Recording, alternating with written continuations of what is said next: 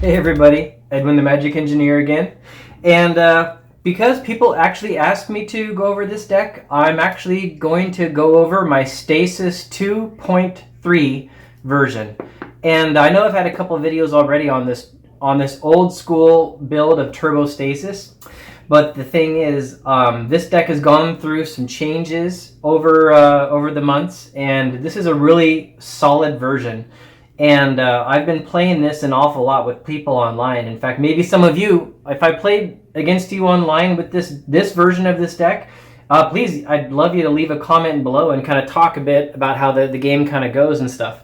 I'm really proud of how this deck is coming together, and I'm even more happy to hear that other people are actually playing this in their own old school tournaments, and they're trying it out and making their own little changes to it.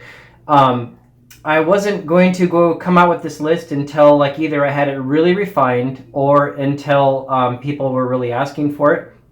But since there's other versions going around and people are starting to play test like with other very similar versions to this, I figured I would talk about what's actually in it and why it's landed where it currently is.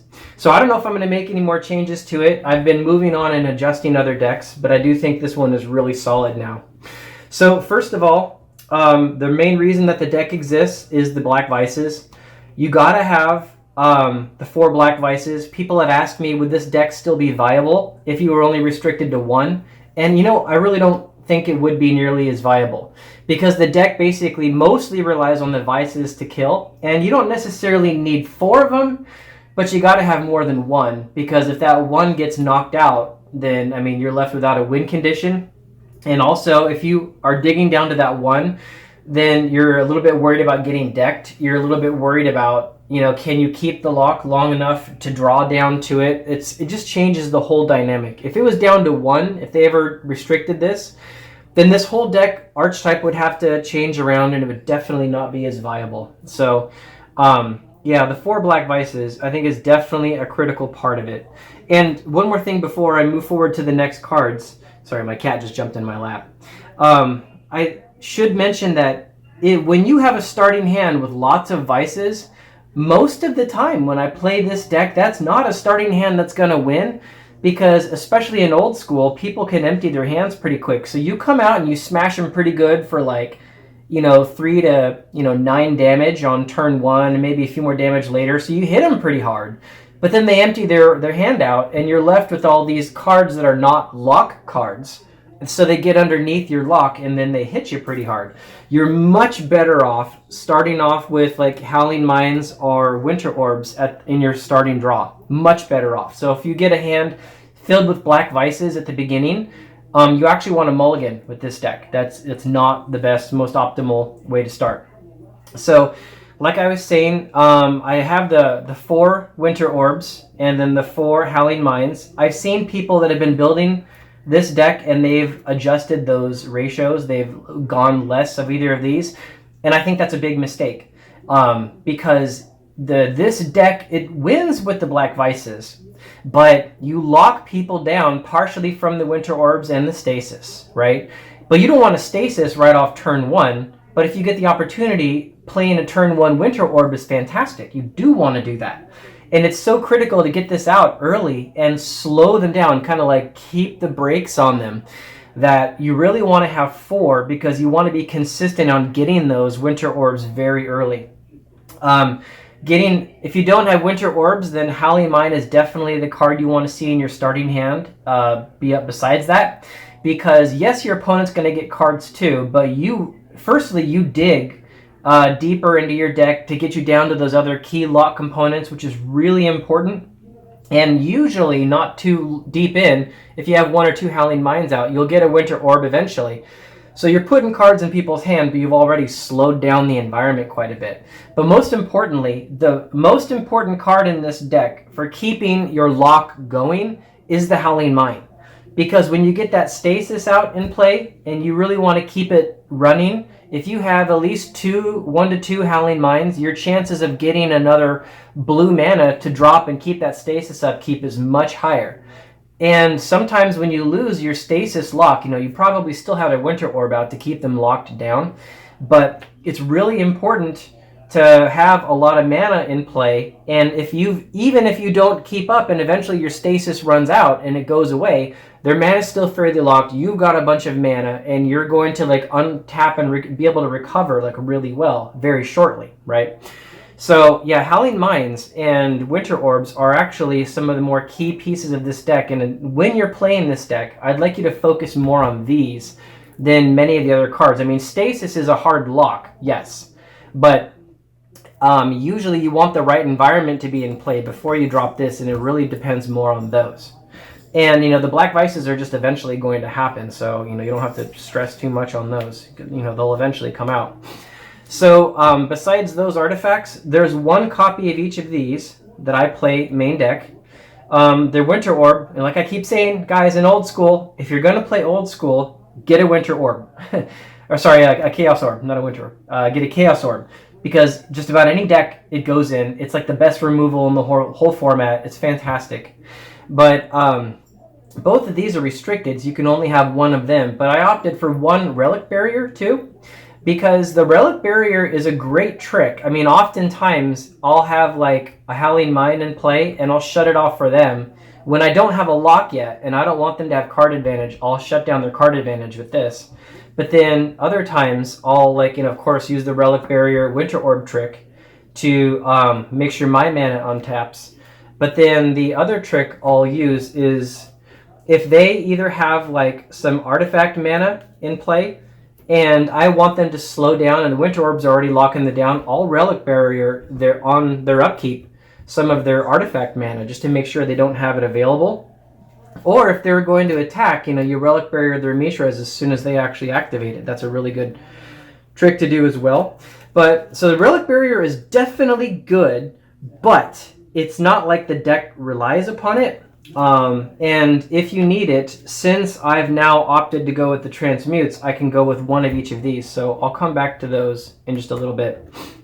Switching over to the blue cards, you definitely want to have 4 Stasis because the Stasis, you're not going to play it really early, but there are times where I'll have a Stasis in hand and I'll put a Stasis in play just so I have a few more turns to either eat them with Black Vise or to get more mana in play and kind of build my base on my side, and then go ahead and let that Stasis go away. Either I'll Chaos Orb it sometimes, I'll Boomerang it myself, or sometimes if I have that Time Vault out, you know, you skip that turn to untap, they chew on Vices one more turn, and then that next time when your turn starts, everything's still locked, your Stasis goes away, and then you Time Walk yourself, basically, and then that next turn, all your stuff untaps if you had those Winter Orbs unlocked with the Relic Barrier, and then you get multiple turns in a row with the Howling Mine. So if I have this in play, then I can go ahead and burn a Stasis, no problem. So that's a really big key with it. So you want the 4 Stasis because oftentimes in a game you'll burn through a couple of them, and you also want to make sure eventually you get to that lock piece. For the counter magic, you definitely the Mana Drain because there is a lot of colorless mana you can use, and it's just a great counter spell. But then, as many of you have noticed, the Power Sinks are actually maybe the best counter magic that's actually in this deck, because if you're playing against someone and all their mana is open, then they're a huge threat against this deck. If you're playing against them and you can lock their mana down with the Power Sinks, then you've basically shut that threat off, and you can now more aggressively play like your Stasis onto the table with less worry, right? So the Power Sinks are really good. And the 4 Boomerangs, I definitely say stick with 4 Boomerangs, because this is your answer all. Not only can you pull back your own lock pieces like a Stasis or a Winter Orb, but anything comes out you're not expecting, you can pull it back. Or like, let's say you really need to keep that Black Vise on them and they try to disenchant it, or they try to blow up your Howling Mine, you can pull it back to save it, to make sure it doesn't get blown up. The Boomerangs are huge. The Transmutes were not in many earlier builds of this deck, and I've only got 2 main deck. But the way I want everyone to think about Transmute, it's like an old version of Tinker. And to make sure everyone's on board with how Transmute actually works. Unlike Tinker, where you play Tinker and then you have to sack an artifact as a cost to playing Tinker, you don't do that with Transmute. You put Transmute onto the stack and like you announce it to everyone that you're playing it. And only when it resolves is when you sacrifice the artifact. So if they counter it, all that they countered was this one spell and you lost the 2 blues that you put into it. So that's one important difference. Another thing was, let's say you actually have a low casting cost artifact in play and maybe you really wanted to get something else. If you transmute and you sack the smaller one, you can do that. And then the way that it works is when that new one comes into play, you have to pay for the difference. So this one's a 1 and that's 2. So you pay the 2 blue, they don't counter it, then you sack your artifact, and then when the new artifact comes into play, you have to make up that difference. You have to tap 1 more colorless mana and get that guy onto the table. So basically, any artifact in play can be sacrificed to go get another, and this is the reason why I'm okay with just having, I don't have a choice on these, of course, but just the 1 Relic Barrier.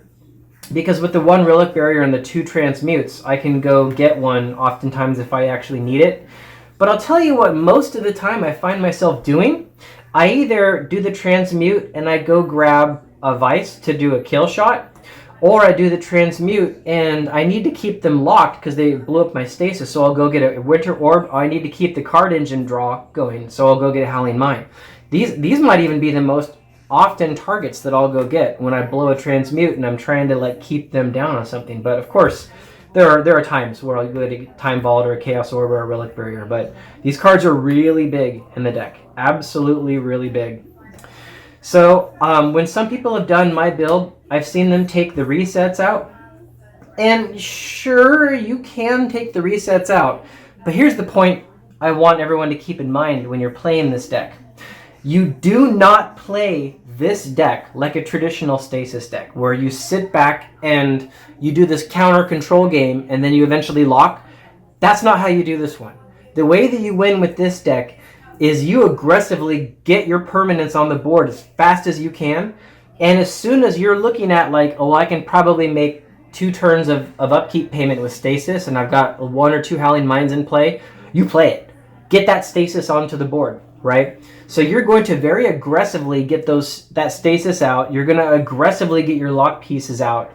And one of the reasons you can play aggressively is because you got boomerangs to pull back either your stasis or your orb, and you have the resets in there to reset all your mana, thus keeping you unlocked while they're actually unlocked. If these aren't in the deck, and a couple of them, then you can't play as aggressively, because you can't rely on keeping that stasis lock as well. It forces you to play more defensive, and this deck doesn't work when it's defensive. It's an aggressive lock deck. And so when I've seen people playing it, and the mistakes that I think they make is that they don't realize that this is an aggressive lock deck versus the defensive one. And since they play it defensively, they don't see the need for the resets as much, and you're not working with, at least my intention on the design of this deck. So, change it on your own as you will, but if you're going to evaluate this list and how it's meant to be played, it's aggressive. So the Twiddles are really bigger than it seems. This is the first deck I've ever really thought of Twiddle as a power card, right? And people always assume I'm mainly talking about the Time Vault. And this is, of course, a great trick. And anyone who's played against me has probably seen me do this a few times, where I've got the Time Vault in play, and I'm untapping and I'm starting to combo, and then I twiddle that vault, tap it again, get another big juice forward. So yeah, that definitely happens. But I'll tell you something else that happens with the Twiddles is the 2 other main uses is if I'm about to try to play a lock piece like a Stasis or a Winter Orb onto the table, and I think my opponent might have counter magic, on their first main phase, I'll twiddle, one of their mana sources, and then, of course, they'll tap it and float a mana in response, and I pass to the second main phase, and then I safely play out my Stasis or my Winter Orb. And so I'll do that an awful lot. Or let's say if someone plays a Serra Angel on me and Stasis isn't going to lock it down, I can lock that Serra Angel with the Twiddle and then just roll forward with my plan. You can lock you can shut off their artifacts if they have some that actually shut off in response. I had a time where a guy played a Nevinral's disc on me, and I was fairly sure I'd be able to get a Stasis lock running, But if he had that disc sitting there untapped, all he had to do is draw a mana and play it, and then he could blow up all my lock pieces.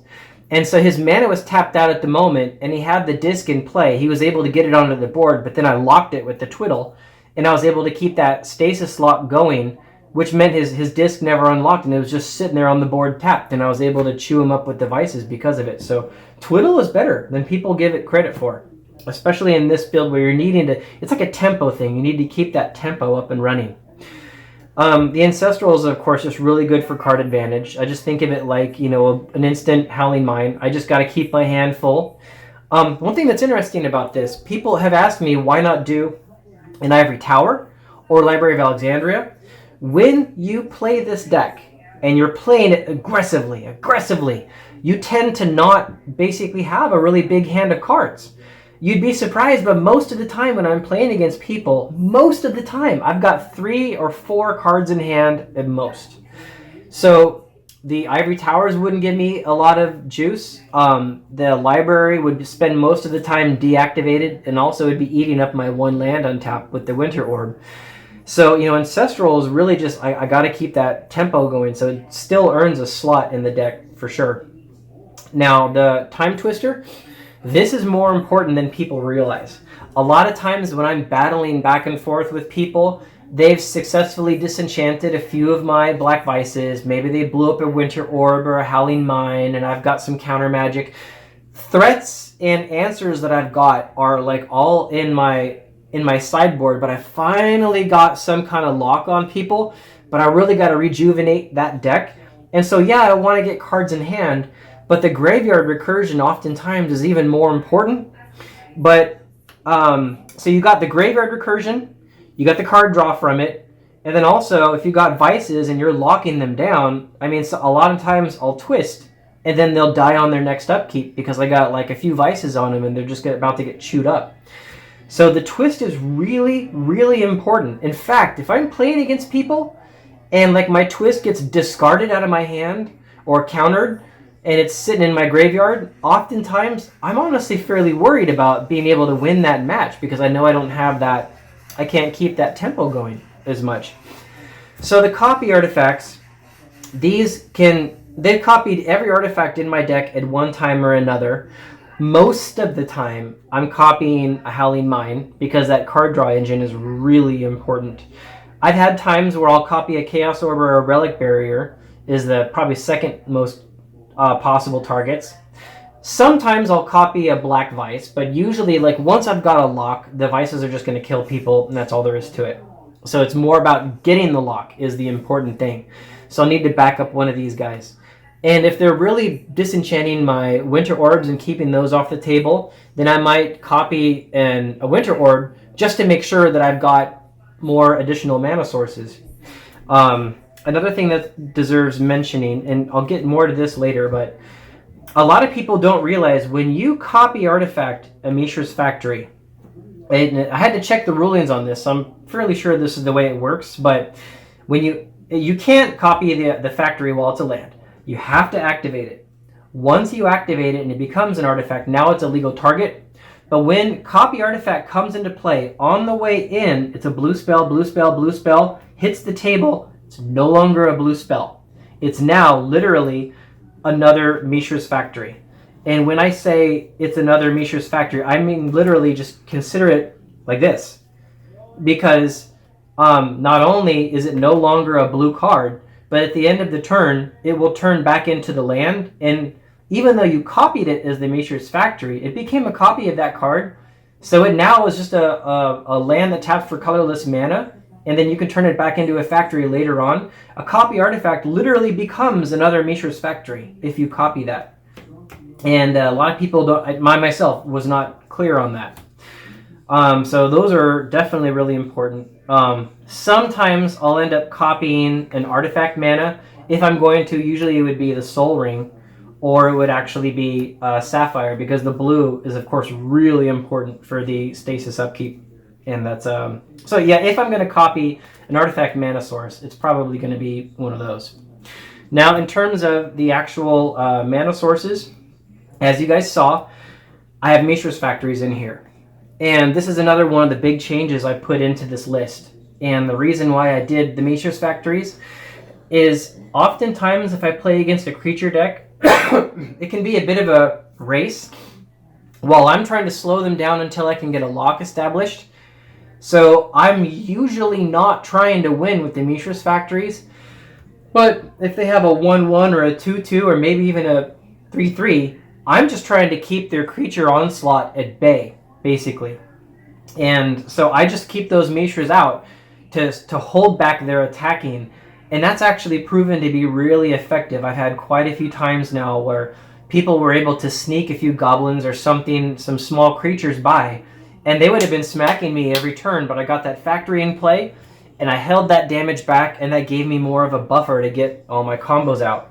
One thing that's also nice is that there's now actually literally 6 win conditions in the deck instead of just the 4, which is really good. That is definitely really good. So, yeah, the Mishra's Factories were a pretty big change in the Stasis 2.3 deck. Now, some of you guys might have noticed that I am actually playing dual lands, the Volcanics main deck. Now, the whole main deck is definitely blue, yes. But I do have red in the sideboard, and I'll show you that in a second. So since I have red in the sideboard, I needed some good sources of red in the actual main deck. And of course I needed the Volcanics and the cities. And sometimes these have been nice bait also because people assume they're going to color hose me when they see these come out and all my other lands are all just islands. Then a lot of people will assume, since they don't know my deck list, oh, well, I'm going to kill his one red producing land and then I'm going to color hose them. And so where they could have done more, like with their strip mine powering out their own stuff, they'll push harder into destroying my mana, thinking that I need these as much main deck, and I just don't, right? I just don't care about the main deck. So that's actually been kind of a nice little trick. But you'll see why those are needed when I go to the sideboard. Then, of course, the artifact mana. And the artifact mana are, of course, very important, mainly because of that guy, because the Winter Orb, right? When you got that Winter Orb out, you know, you're not going to get to untap a lot of lands. And so being able to get access to mana sources to keep those threats on the table is really big. It's definitely really, really important. So those are all still in the deck, and that's unchanged. Now, the sideboard is the thing, but besides the red lands, the Mishra's Factories, those are changes that came in the Stasis 2.3 deck. Going into the Transmutes came in with like Stasis 2.2, I think, and going down to 1 Relic Barrier was able because of this. So those are all kind of main deck changes. The sideboard changed quite a bit. So these are, by the way, apologies everybody, these are my only 2 proxies in the deck because I literally just don't own 2 Tabernacles.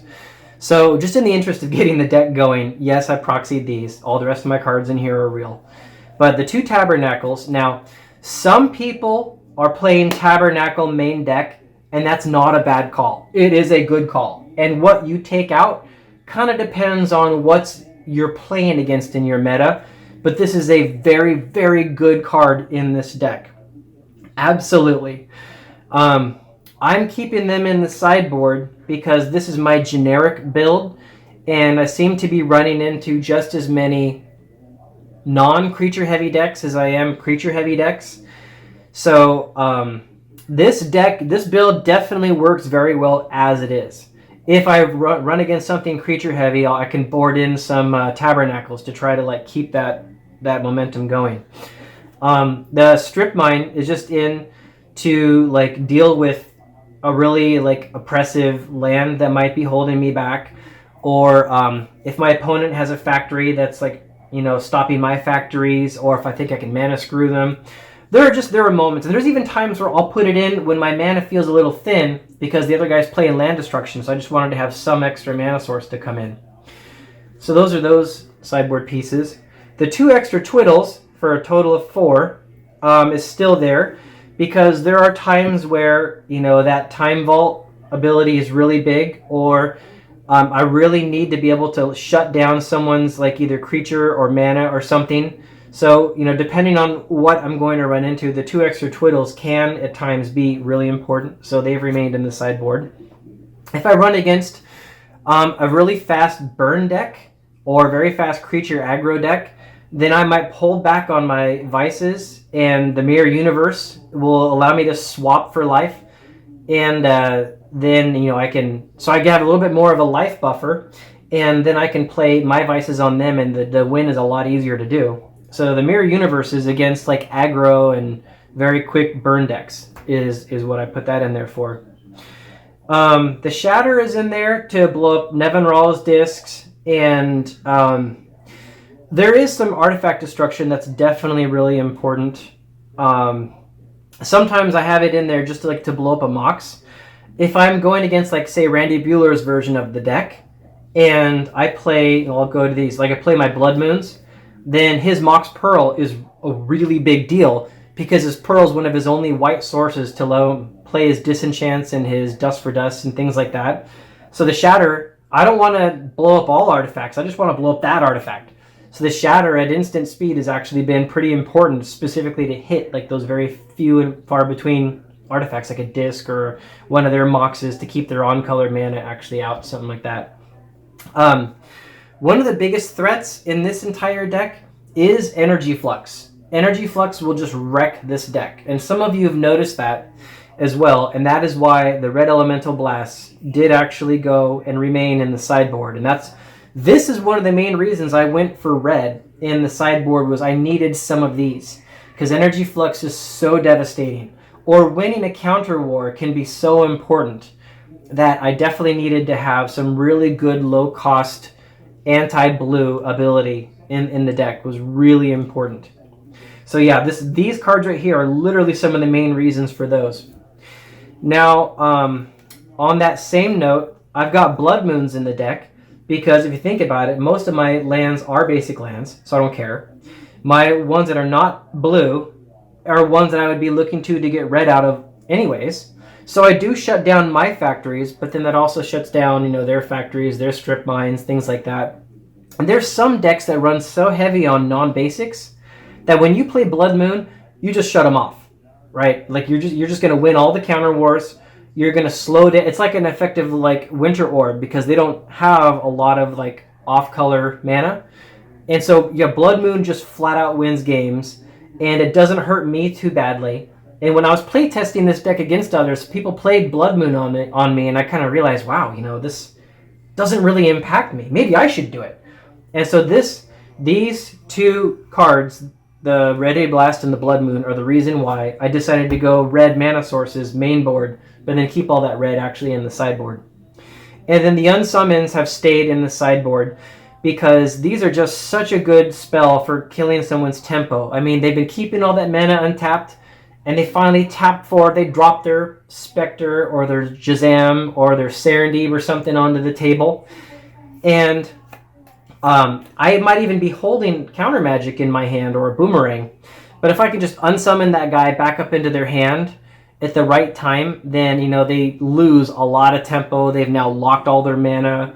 And I didn't have to spend a lot of my mana to say no to it, so I can more easily drop a Stasis. The Unsummon is just really big, especially against decks that do an awful lot of things to put out a really big threat. Just popping it back up into their hand is such an easy solution, and it's just so cheap. So that's it. That's the Stasis 2.3 deck.